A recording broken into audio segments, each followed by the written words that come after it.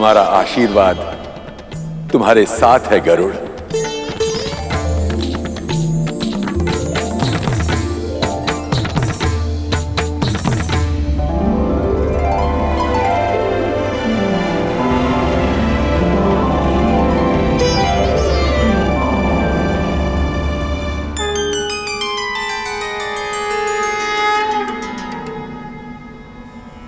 प्रभु की आज्ञा होते हुए भी अमृत को अस्वीकार करके तुमने अभूतपूर्व उदाहरण प्रस्तुत किया है।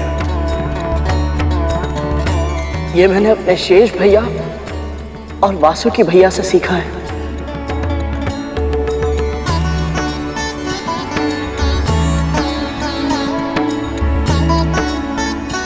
यदि मन में भक्ति हो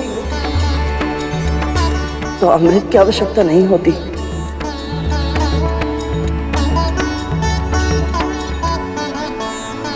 वैसे सखा, आज तो आपने हम सबको आशंकित कर दिया था।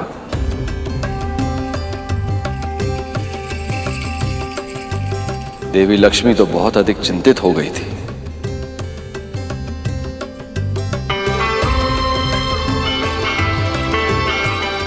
प्रभु, मां, अब मुझे जाने की अनुमति और आशीर्वाद प्रदान करें।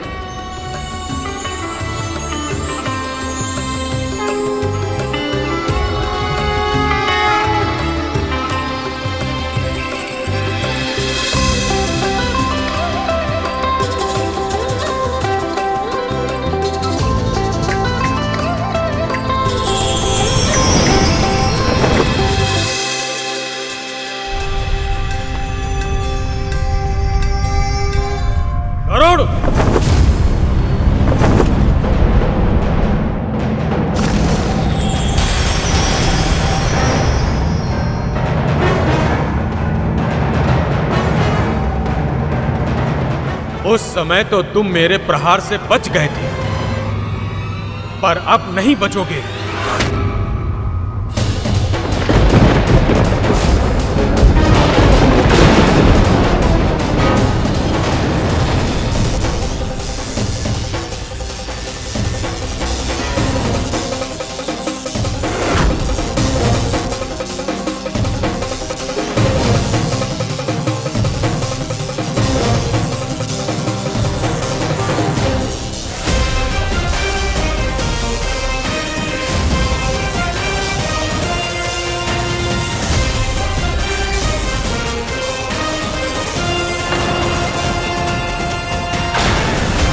देवराज, आपके इस महान अस्त्र का निर्माण महर्षि दधीचि की उन अस्थियों से हुआ है जो उन्होंने स्वेच्छा से देह त्याग कर आपको प्रदान की थी।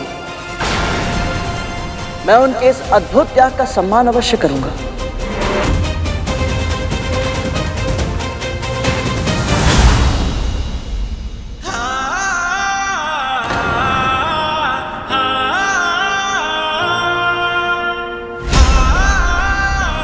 मेरा वज्र इसके पंख तक का कोई अहित नहीं कर पाया।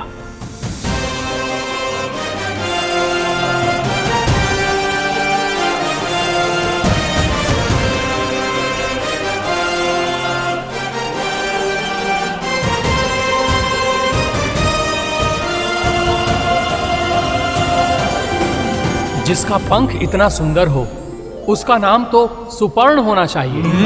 अवश्य स्वर्ण होना चाहिए, स्वर्ण होना चाहिए।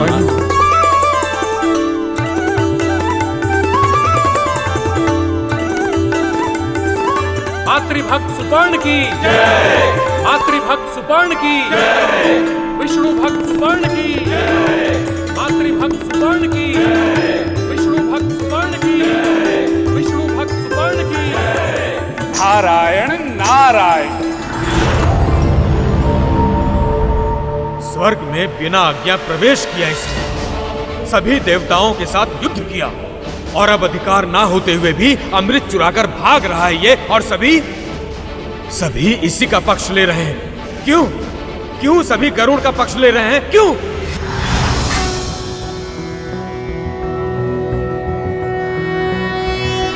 नमस्ते ब्रह्म रूपाय विष्णु रूपाय ते नमः। आप चिंता मत कीजिए देवराज, विधि का विधान विचित्र होता है। गरुड़ और इसकी मां को मुक्ति भी मिलेगी और कद्रू और उसके नागों को अमृत भी नहीं मिलेगा। ये कैसे संभव है प्रभु?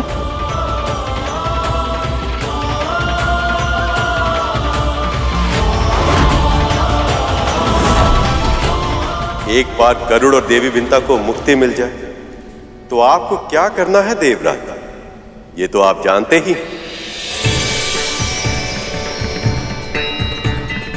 मैं सब समझ गया प्रभु, आप महान हैं।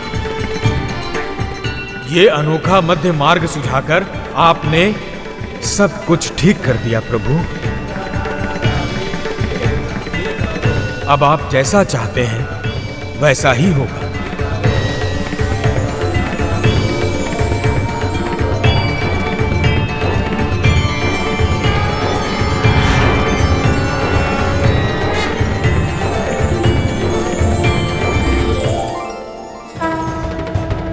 प्रभु के इस योजना के पीछे एक बड़ा मंतव्य छिपा है।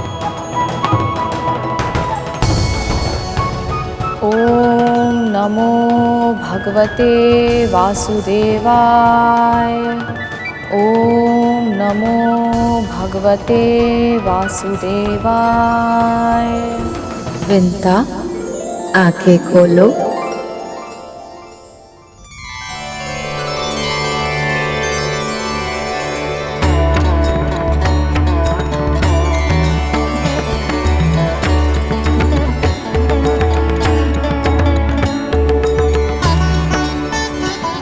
उठो विंता।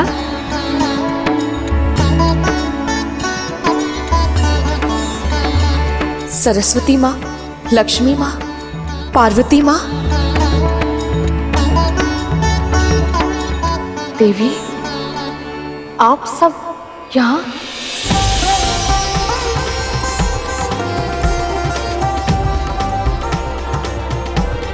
विंता,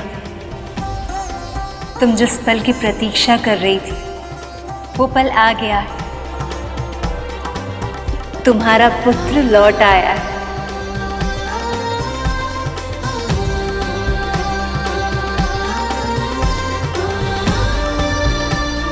और देखो उसके हाथों में क्या है।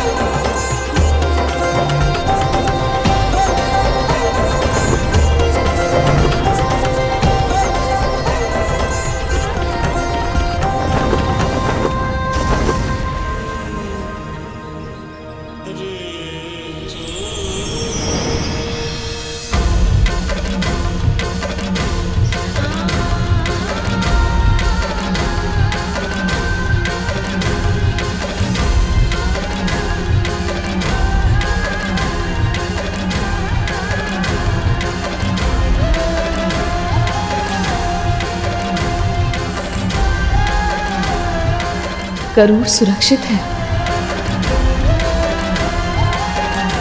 विंता, देखा तुमने? तुम्हारा पुत्र अमृत ले आया है। वही अमृत जो तुम्हारी मुक्ति का साधन है। आज तुम और तुम्हारा पुत्र दोनों दासत्व से सदा के लिए मुक्त हो जाएंगे।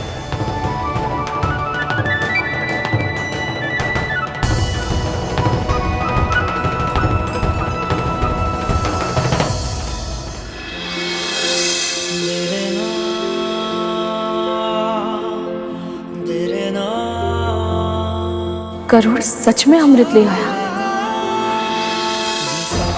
असंभव को संभव बना दिया मेरे पुत्र ने।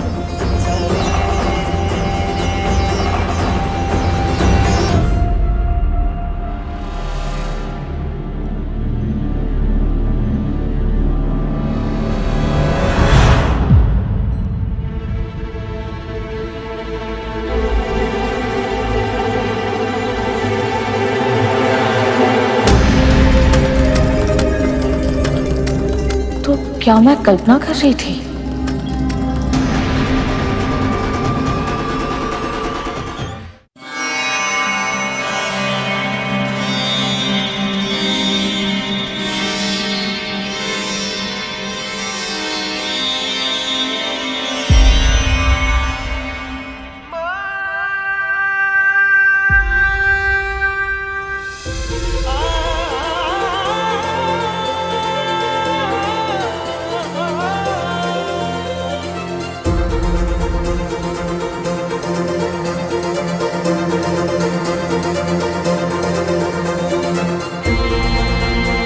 मेरा वरदान मेरे श्राप को विफल करेगा। 500 साल बाद जन्म लेने वाला आपका ये पुत्र आपको इस दास्ता से मुक्त करवाने के लिए आकाश पाताल एक कर देगा। माँ,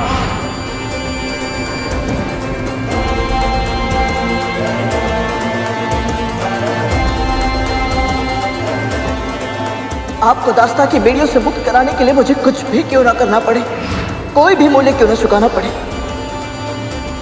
मैं आपको अवश्य मुक्त कराऊंगा। ये मेरा प्रण है।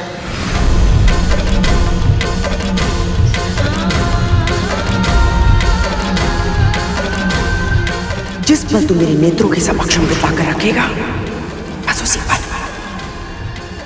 पल तुझे और तेरी मां को भी दास्ता के बंधन से सदैव सदैव के लिए मुक्त कर दूंगी मैं। आप मेरी मां हैं और आप ही मेरा धन है। आपसे अधिक महत्वपूर्ण और कुछ नहीं। आपकी मुक्ति के लिए मैं अमृत तो क्या, पूरे संसार को बड़ी मां के चरणों में लाकर रखने के लिए तैयार है। तो भी प्रभु विष्णु तुझे अमृत नागों को सौंपने कभी नहीं देंगे, और ऐसे में यदि वही तेरे सामने आ गए तो आपके लिए मैं उनसे भी टकरा जाऊंगा। मेरे लिए मेरी मां की मुक्ति ही सबसे पहला धर्म है।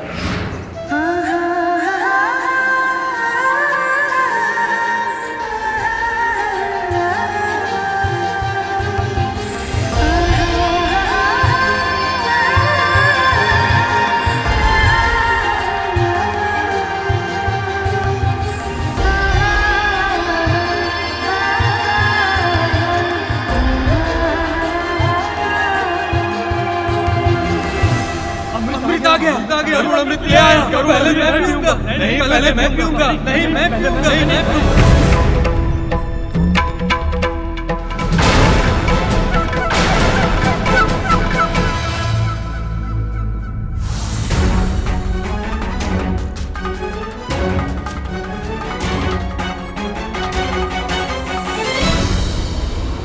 हे प्रभु, कहीं आपकी योजना विफल ना हो जाए।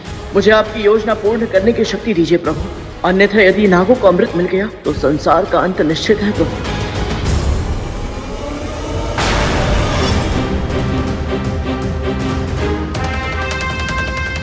कालिया भैया ने तो बड़ी मां को भी पीछे छोड़ दिया। अमृत के सामने अपनी मां के सम्मान की भी चिंता नहीं है।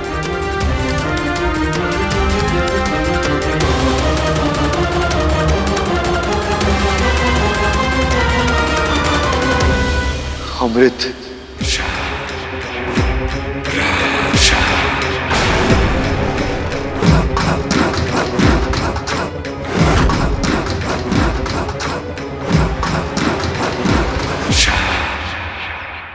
इनके मुंह से तो लाल टपक रही है और आंखों से लोभ। ये सब तो मेरी कल्पना से भी अधिक तुच्छ है।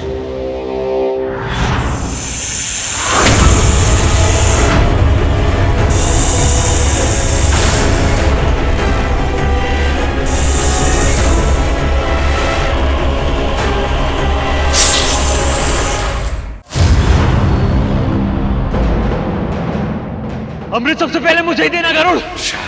ये अमृत सबसे पहले मैं ही पीऊंगा। अमृत शीघ्र ही मुझे ये कलश दे ताकि मैं इसका अमृत पी के अमर हो जाऊं। इतनी शीघ्र नहीं कालिया भैया।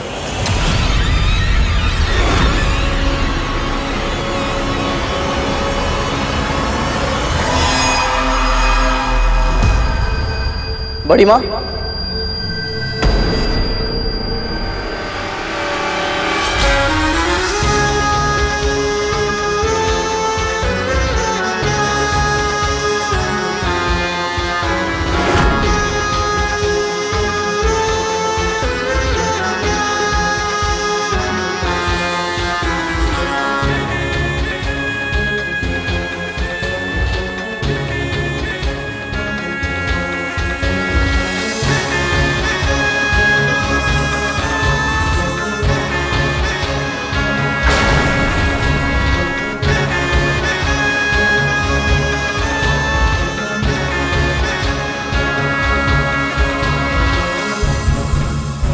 मेरे पुत्र सबसे शक्तिशाली हो, स्वर्ग के सिंहासन पर राज करे, अजर अमर हो जाए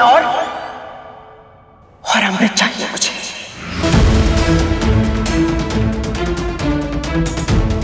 जिस पल तू मेरे नेत्रों के समक्ष अमृत लाकर रखेगा, बस उसी पल तुझे और तेरी मां को अपनी दास्ता के बंधन से सदैव सदैव के लिए मुक्त कर दूंगी मैं।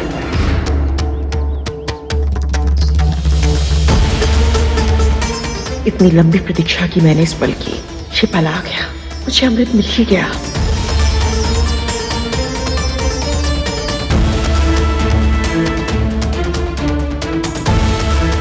शर्त के अनुसार मैं अमृत ले आया बड़ी।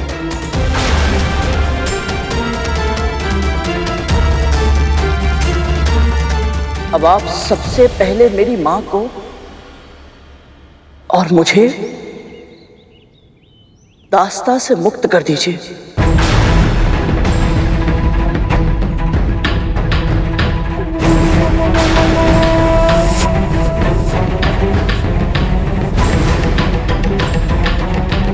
और फिर अमृत स्वीकार कीजिए।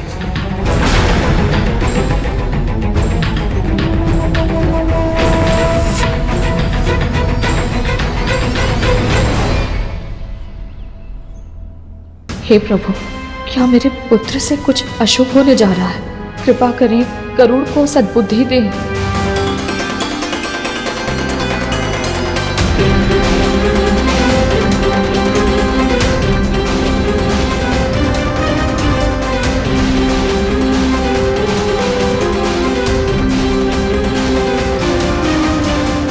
मैं महर्षि कश्यप की पत्नी विंता जीवन भर के लिए अपनी बहन कद्रू की दास्ता स्वीकार करती हूँ।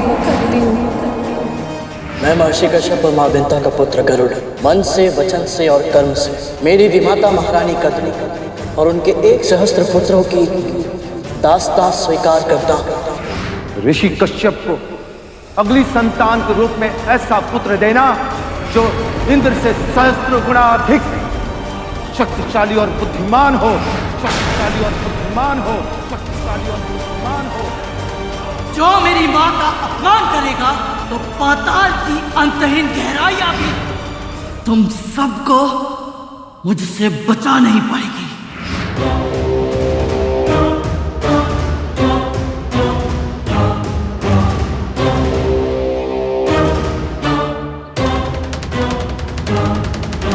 मैं और मेरे पुत्र अमर तो हो जाएंगे, किंतु ये विंता मेरी दास्ता से और गरुड़ मेरे नियंत्रण से मुक्त हो जाएगा।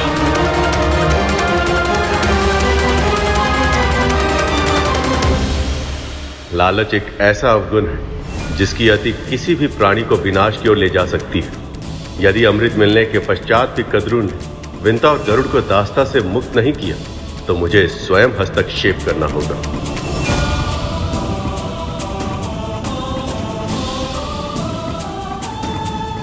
यदि मुक्त होने के बाद गरुड़ और इसकी मां ने मुझसे प्रतिशोध लेना चाहा तो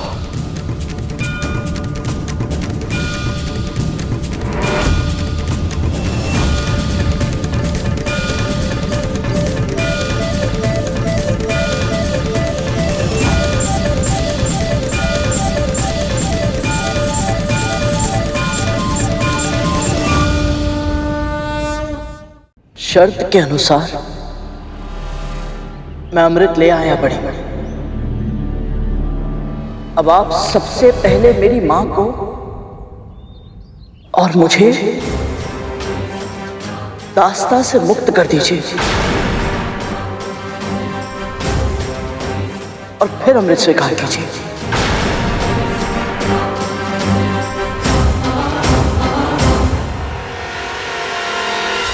मैं और मेरे पुत्र अमर तो हो जाएंगे, किंतु ये विंता मेरी दास्ता से और गरुड़ मेरे नियंत्रण से मुक्त हो जाएगा।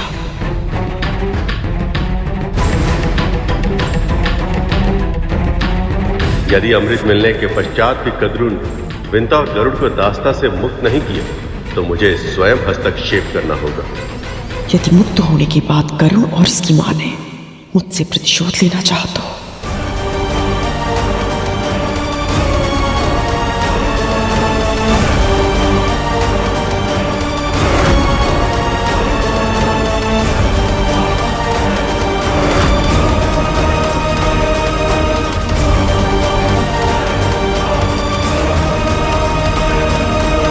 ये क्या हो गया है माँ को? शिव जी ने एक यज्ञ के फलस्वरूप मुझे ये माला दी थी। इसे जो धारण करेगा उसे ऐसी प्रतापी संतान प्राप्त होगी जिसके नाम और यश की कीर्ति समस्त ब्रह्मांड में फैलेगी। भगवान विष्णु के प्रताप से होने वाली आपकी संतान का वर्चस्व संपूर्ण आकाश में स्थापित होगा। महाबुद्धिमान, महाबलवान, आकाश का इंद्र कहलाएगा वो, आकाश का इंद्र कहलाएगा वो। उसका जन्म महान उद्देश्यों के लिए हुआ है और उसमें से सबसे बड़ा उद्देश्य है उसकी मां को दास्तां से मुक्त कराना। जो बीज आज आप बोएंगी कल वही वृक्ष बनेगा और अभी भी समय है देवी कद्रू, देवी विंता और उनके पुत्र को कष्ट देने का पाप मत कीजिए।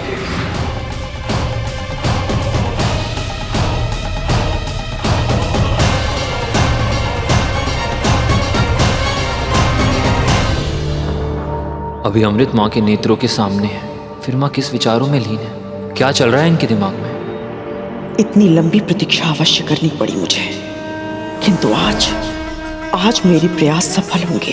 अपने स्वामी और अनेक ऋषि महर्षि द्वारा बार बार हर पग पर कितना अपमान सहा मैंने, पर अब मेरे पुत्र अमृत पीकर अमर हो जाएंगे और फिर पूरा करेंगे वो सब जो मैंने इनकी जन्म से पहले देखा था। विंता ही नहीं, दीति और अदिति के पुत्रों को भी मेरे सामने सर झुकाना होगा। सदैव सदैव के लिए जीत जाऊंगी मैं।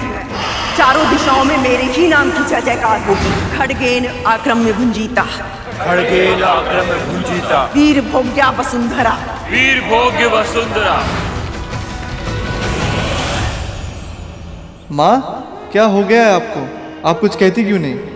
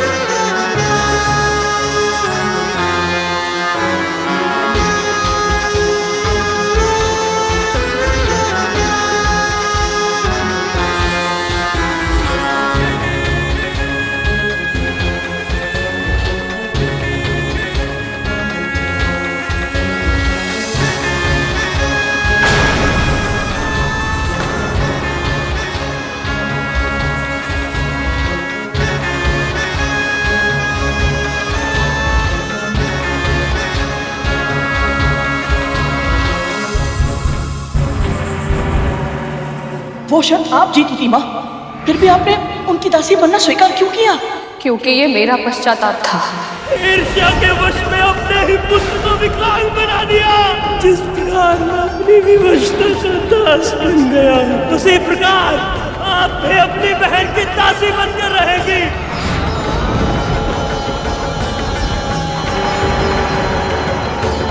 तेरी माँ अपने प्राण त्याग देगी, पर अपना धर्म कभी नहीं त्यागेगी और ना ही अपना वचन तोड़ेगी।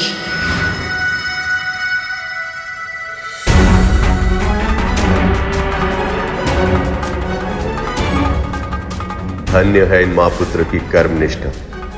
अपने वचन को अपना धर्म बनाकर दास्तां को इस प्रकार स्वीकार किया कि अब इनके पैर अपने स्थान को छोड़कर आगे नहीं बढ़ पा रहे। इन्हें विश्वास ही नहीं हो रहा कि ये दास्तां से मुक्त होने वाले।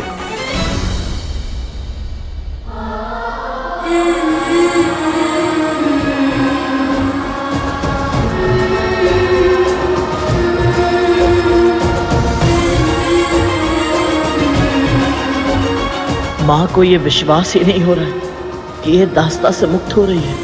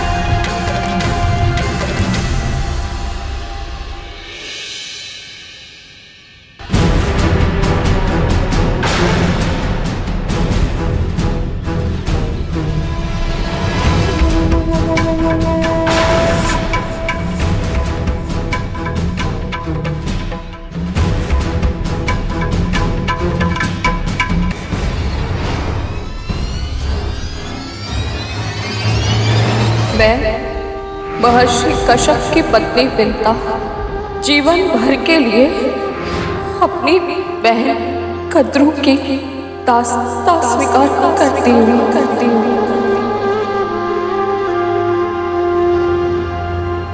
अपने और अपने पुत्र के मस्तिष्क से ये भ्रम बाहर निकालकर फेंक देना कि तुम दोनों को मेरी दास्तां से मुक्ति मिलेगी, कभी नहीं।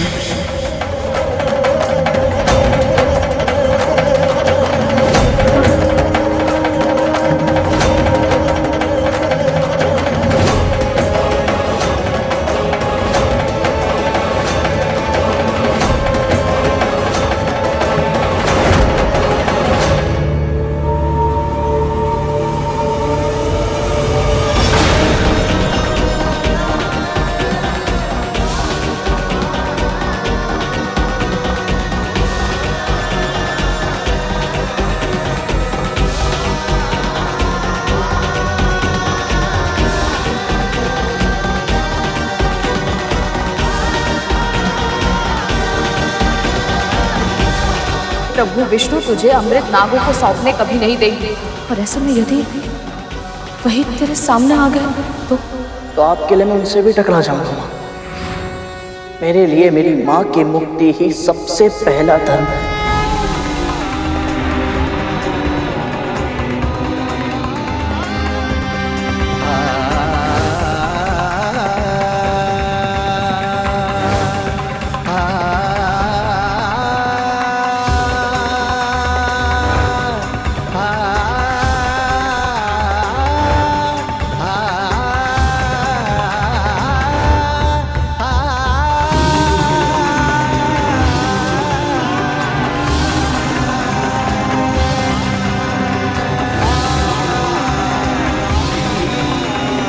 मैं कश्यप पत्नी कद्रू महेश ब्रह्मा विष्णु पंचतत्व जल वायु अग्नि आकाश और पृथ्वी को अन्य सभी देवी देवताओं को साक्षी मानकर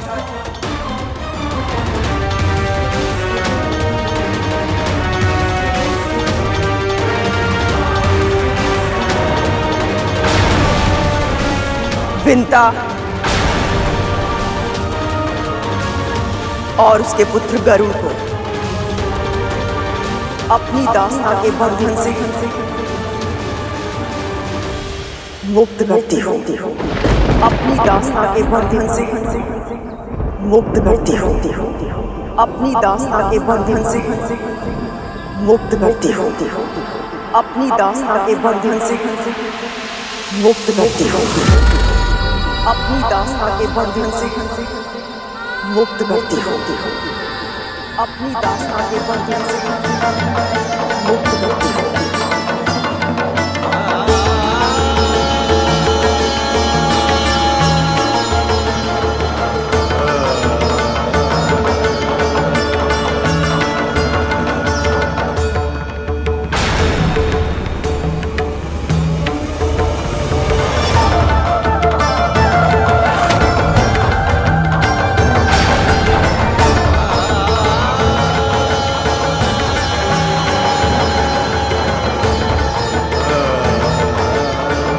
ऐसा लग रहा है जैसे हम देवताओं पर मनुष्यता का ऋण था जो आज उतर पाया है।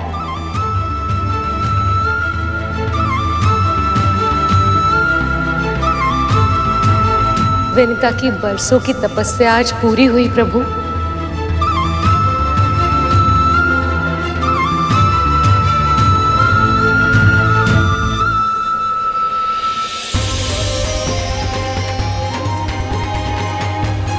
सभी देवी देवताओं, सभी ऋषि मुनियों, मेरी वंदना स्वीकार करें। आज आप सबके आशीर्वाद से ही ये प्रसंग दातित हो गया है। ये तो इन दोनों की नियति थी आप दोनों ने ऐसे पुत्र की कामना की थी जो विश्व में मात्र पितृ भक्त के नाम से जाना जाए, और आपके आराध्य प्रभु विष्णु ने ये सारी लीला इसीलिए रची ताकि संसार की सारी संतानों के लिए गरुड़ एक उदाहरण बन सके।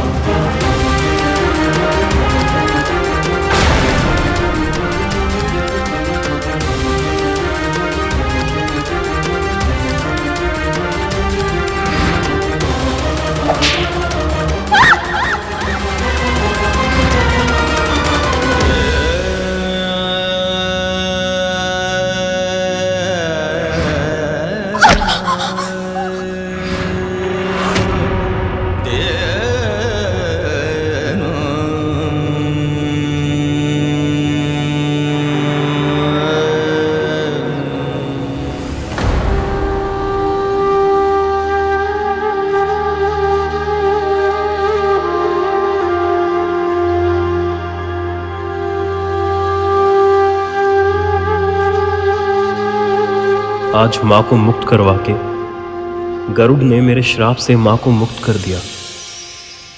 तुम्हारा कोटि कोटि धन्यवाद गरुड़।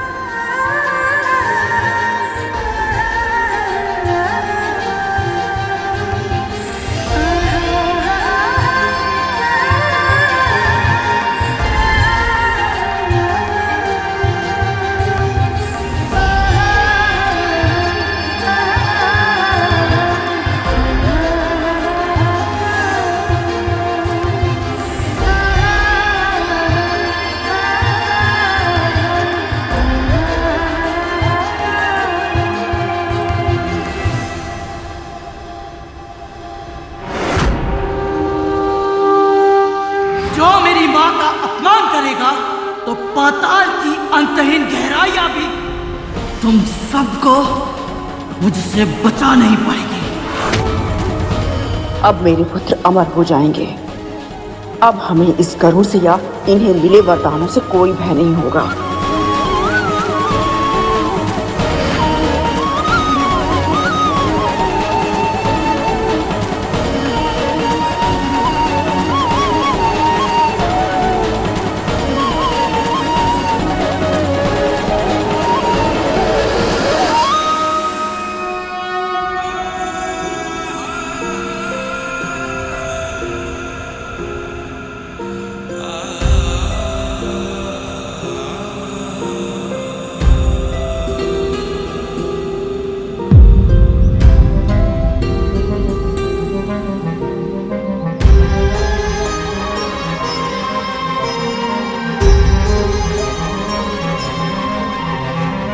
ऐसा लग रहा है जैसे मुझ पर से एक बड़ा बोझ हट गया।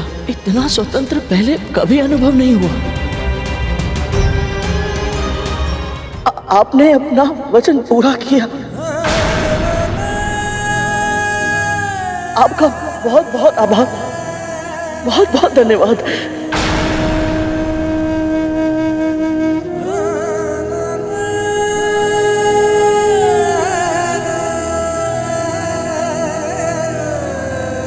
मिल गई मुक्ति, हो गया प्रसन्न। अब ला कलश मुझे दे, कलश मुझे दे गरुड़। अब वचन तुझे पूरा करना है गरुड़। ला अमृत दे हमें। अमृत हमें दे गरुड़, हमें दे गरुड़। नहीं नहीं हमें अमृत, अमृत दे दे हमें। दे अमृत। गरुड़ गरुड़ अमृत दे हमें। गरुड़ अमृत मुझे दे, मैं इसका पहले पान करूंगा।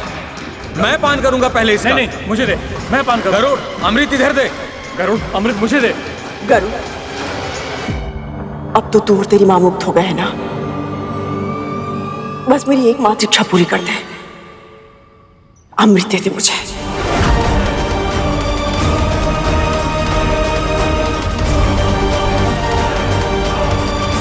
स्मरण करो गरुड़, कद्रू ने तुमसे क्या कहा था? जिस पल तू मेरे नेत्रों के समक्ष अमृत लाकर रखेगा, बस उसी पल तुझे और तेरी मां को अपनी दास्ता के बंधन से सदैव सदैव के लिए मुक्त कर दूंगी मैं।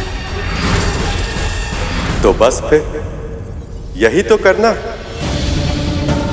अमृत को ले जाकर कद्रू के सामने रख दो और स्वयं को और अपनी मां को मुक्ति दिला दो।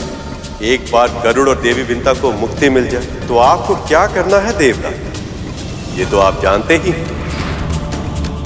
मां, खुशा के घास की छटाई चाहिए होगी। अमृत को भूमि पर रखना उचित नहीं है ना?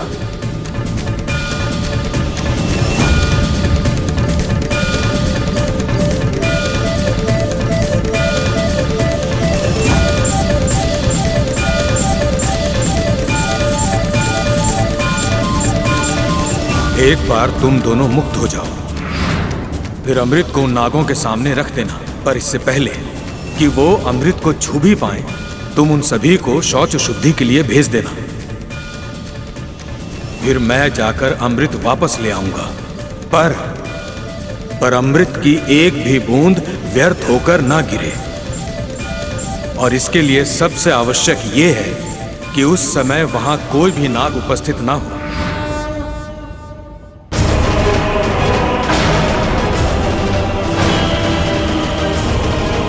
आपने ये तो बता दिया इंद्रदेव कि क्या करना है, परंतु कैसे करना है ये नहीं बताया। बड़ी माँ और ये सभी नाग अमृत के लिए बहुत आतुर हैं। ऐसे में ये कभी मेरे सुझाव को नहीं मानेंगे। अब मैं क्या करूं?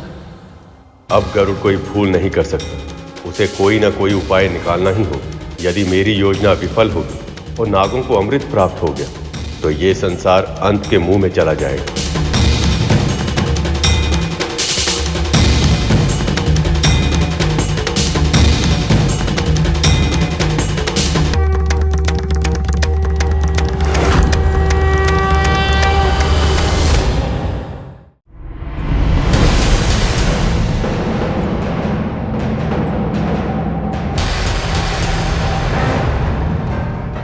क्या करने का प्रयत्न कर रहा है?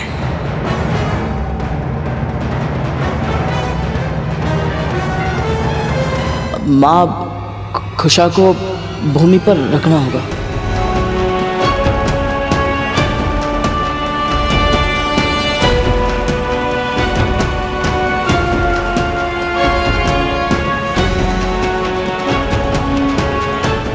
गरुड़ अपने अंत से नागों को रोकने का अच्छा प्रयास कर रहा है। बस वो प्रभु की योजना को पूर्ण करने में सफल हो जाए।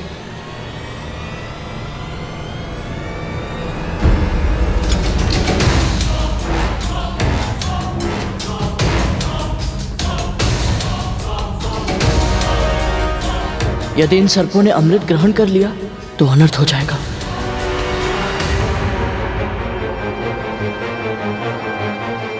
इनकी इतनी महत्वाकांक्षा है कि अमर होने के पश्चात ये सारे लोक पर आक्रमण कर उन पर शासन करेंगे। कैसे रोकूं इन्हें?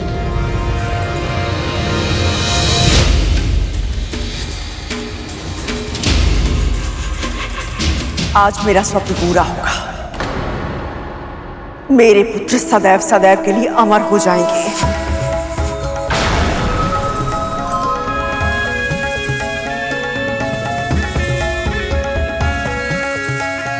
रुक जाइए, रुक जाइए।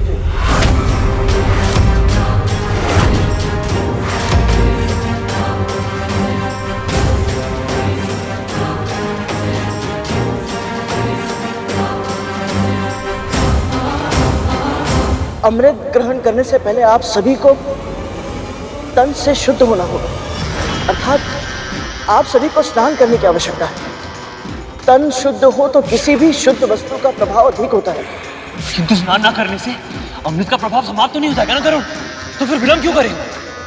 अस्वच्छ तन से छुओगे तो अमृत का प्रभाव समाप्त नहीं होगा, परंतु पाप अवश्य मिलेगा,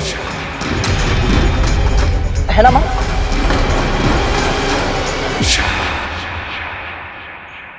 गरुड़ ये सब जानबूझकर कर रहा है।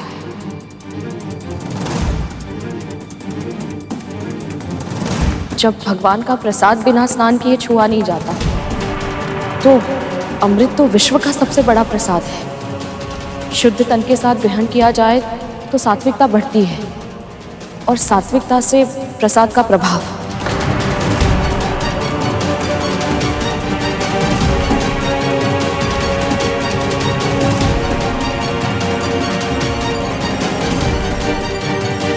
विंता सही कह रही है। शुद्धिकरण करके ही अमृत ग्रहण करना होगा।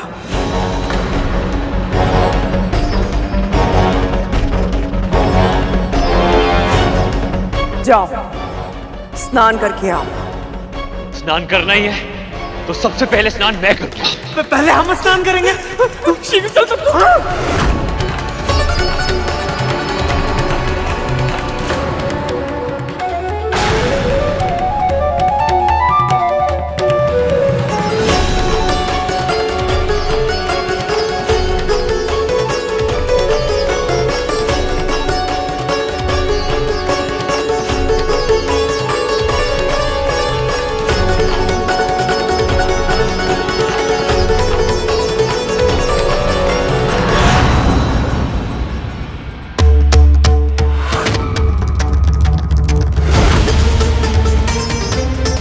देवराज, माँ,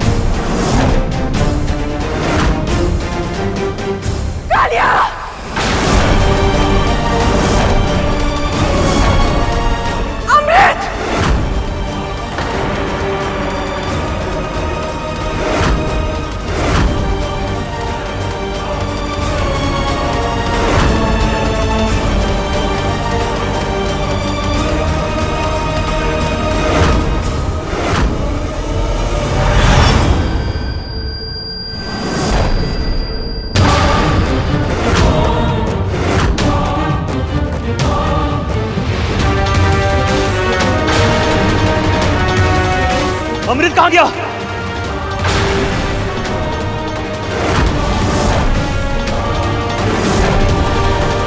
जा यहां से, इंद्र से अमृत लेकर आ मेरा। क्षमा कीजिए बड़ी माँ, परंतु आपकी आज्ञा का पालन मैं नहीं कर सकता।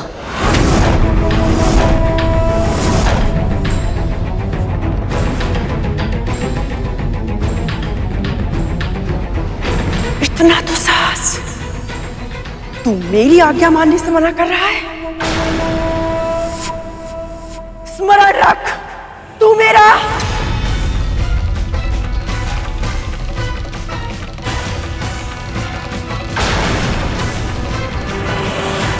इसने हमारे साथ छल किया है मां। तू आज मैं ऐसे दंड दे के रहूंगा।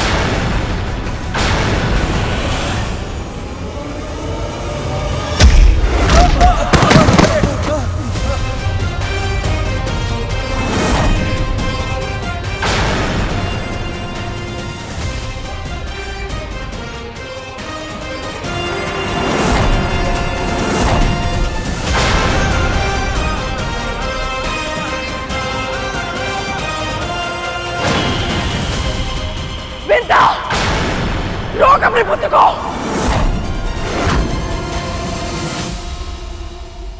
नहीं दीदी,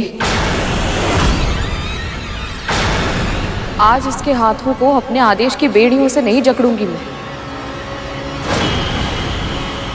क्योंकि आज ये युद्ध धर्म के लिए कर रहा है।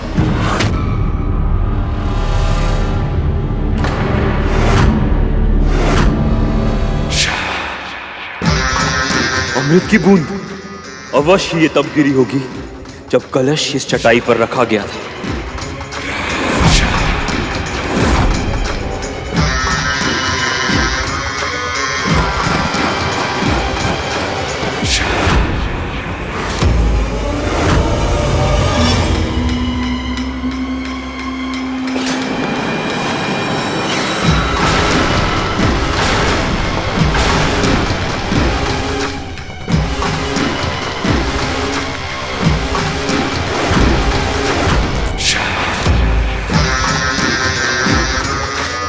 इस धरती के सबसे विषैले प्राणी मेरे महाबलशाली पुत्र गरुड़ से युद्ध करने के स्थान पर धूल चाट रहे हैं।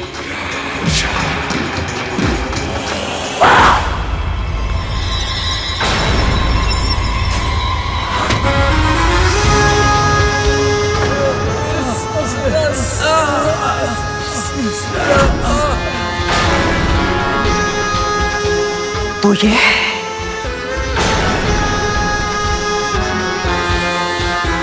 तुम दोनों के छल की वास्तविकता, तेरा सत्य।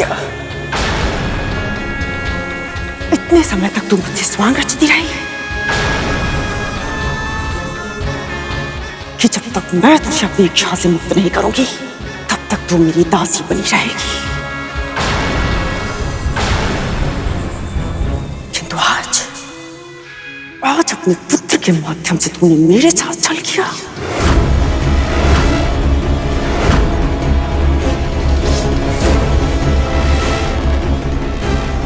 ऐसा नहीं है दीदी, कोई छल नहीं किया मैंने आपके साथ। माँ किसी के साथ छल नहीं कर सकती। इन्हें इसके बारे में कुछ नहीं पता था। अर्थात तुझे पहले से सब कुछ पता था। फिर भी तूने उस इंद्र का साथ दिया। कृतज्ञ।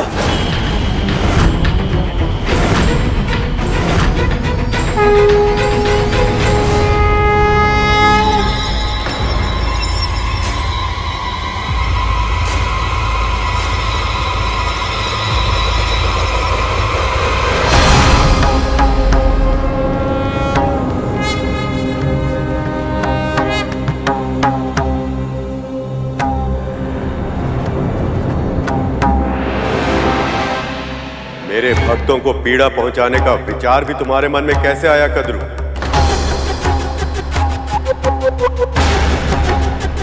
जिस छल के कारण तुम गरुड़ को चोट पहुंचाने जा रही थी, तुम्हारे साथ वो छल इसने नहीं, मैंने किया।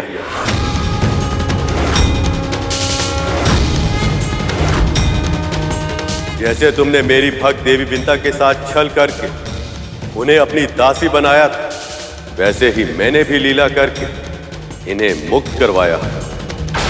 सोचा कि जब तुम अपनी नीति का प्रयोग अपने ऊपर होता हुआ देखोगे तो ये समझ पाओगे कि तुमने इन दोनों के साथ कितना अनुचित व्यवहार किया था।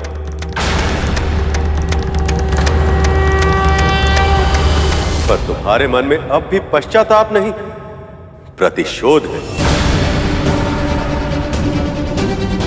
तुम्हें क्या लगता है कद्रू, यदि कोई वस्तु तुम्हें मैं ना था तो क्या तुम उसे अनाधिकार ले पाओगे? सत्य तो ये है कद्रू कि तुम और तुम्हारे पुत्र अमृत की एक बूंद तो क्या उसकी आभा के भी योग्य नहीं।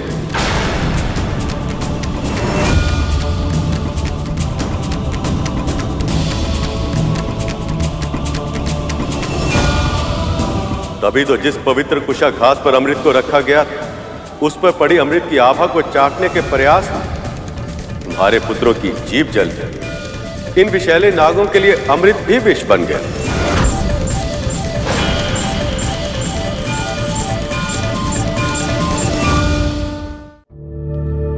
नहीं प्रभु, मेरे पापों का दंड मेरे पुत्रों को मत दीजिए। इनकी पीड़ा को समाप्त कर दीजिए। ये तो तुम्हारे पुत्र भी जानते हैं कद्रू कि ये अमृत पाने के योग्य नहीं, पर इनके भीतर का लोभ इतना अधिक बढ़ गया कि इन्होंने सत्य से मुंह मोड़ लिया। इनके व्यक्तित्व का निर्माण तुम्हारे आधार पर हुआ है कद्रू, और तुम्हारी तो विशेषता ही है मन में कुछ रखना और जीभ से कुछ और कहना। इसलिए आज से सभी नागों की जीभ 2 भागों में बट जाएगी।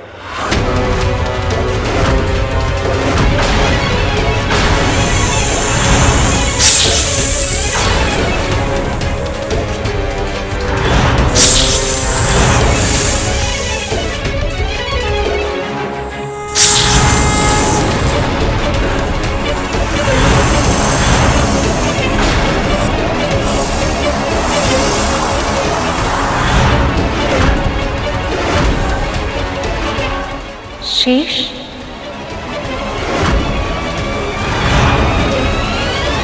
क्या हुआ वासुकी? तुम्हारी जीव विभाजित हो गई। ये कैसे संभव है? यह तो स्वाभाविक ही है माँ। जैसे पुत्रों के कुकर्मों का फल माता पिता को भुगतना पड़ता है।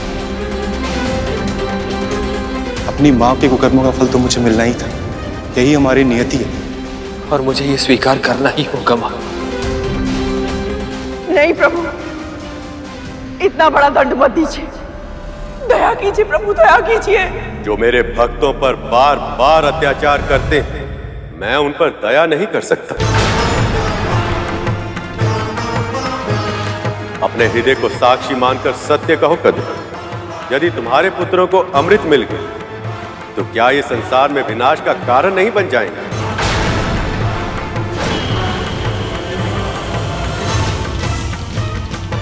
क्या ये अपने विष से अकारण ही प्राणियों की हत्या कर संसार का संतुलन नहीं बिगाड़ेंगे?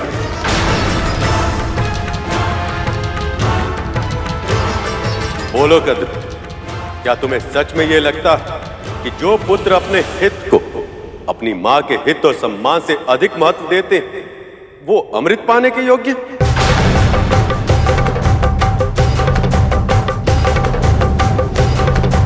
यदि नागों को अमृत मिल जाता और असुर अमृत छीनने के लिए नागों पर धावा बोल देते, तो क्या तुम्हारे पुत्र अमृत की रक्षा कर पाते?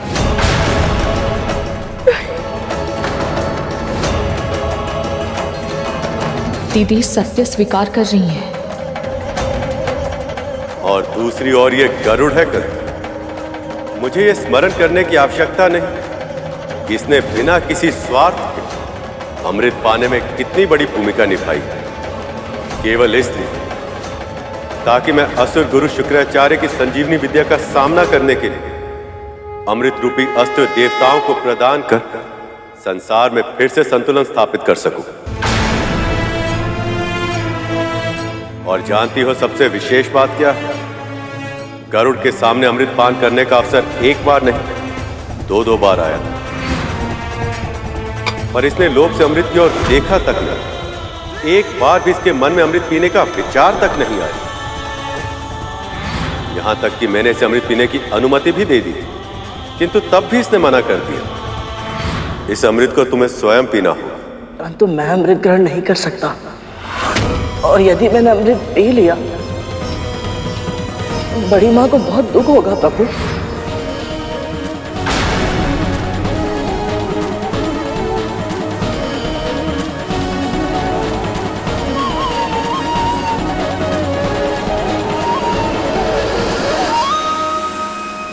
अब ये सब जानकर तुम ही बताओ कद्रू, यहां उपस्थित सभी प्राणियों में ऐसा कौन है जो अमृत पीने के लिए इससे भी अधिक योग्य है?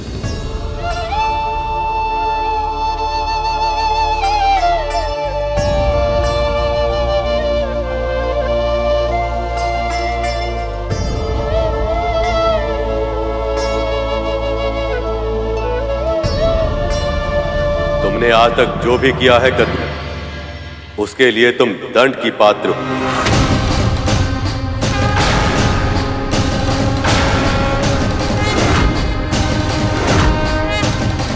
देवी विंता ने सदैव अपनी प्रार्थनाओं तुम्हारी और तुम्हारी संतानों की भलाई की विनती की, और इसी कारण से मैंने आज तक तुम्हें दंड नहीं दिया। पर जब तुमने गरुड़ को देवी विंता की मुक्ति के लिए अमृत लाने के लिए विवश किया, उसी समय तुम मेरे निर्णय के विरुद्ध चली गई।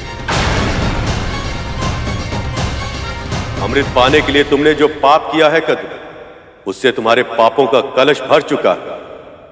और अब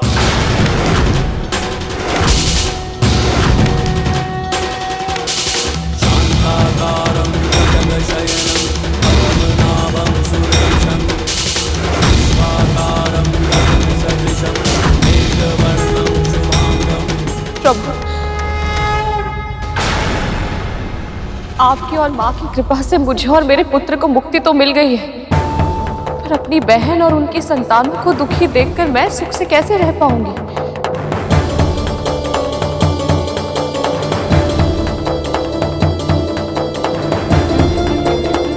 प्रभु, भूल तो किसी से भी हो सकती है, परंतु कोई भी भूल पश्चाताप से बड़ी नहीं होती। बड़ी मोहर मेरे भाइयों को पश्चाताप करने का एक अवसर दे दीजिए प्रभु, दया कीजिए।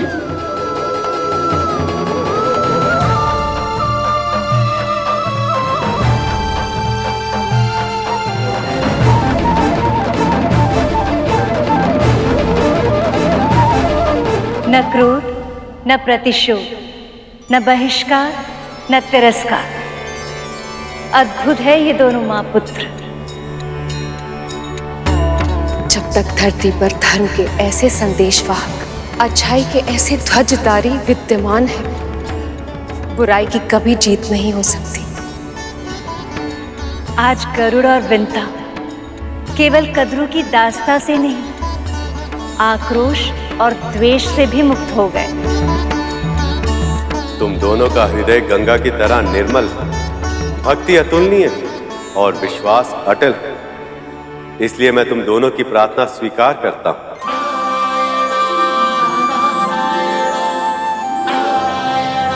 पर मैं ये भी चाहता हूं कि तुम सभी को सदैव ये स्मरण रहे कि तुम दंड पाने के ही योग्य हो, और संसार को भी सदैव ये स्मरण रहे कि किसी निर्दोष को सताकर, उसके साथ अनुचित व्यवहार कर कोई भी प्राणी सुख और शांति का जीवन व्यतीत नहीं कर सकता।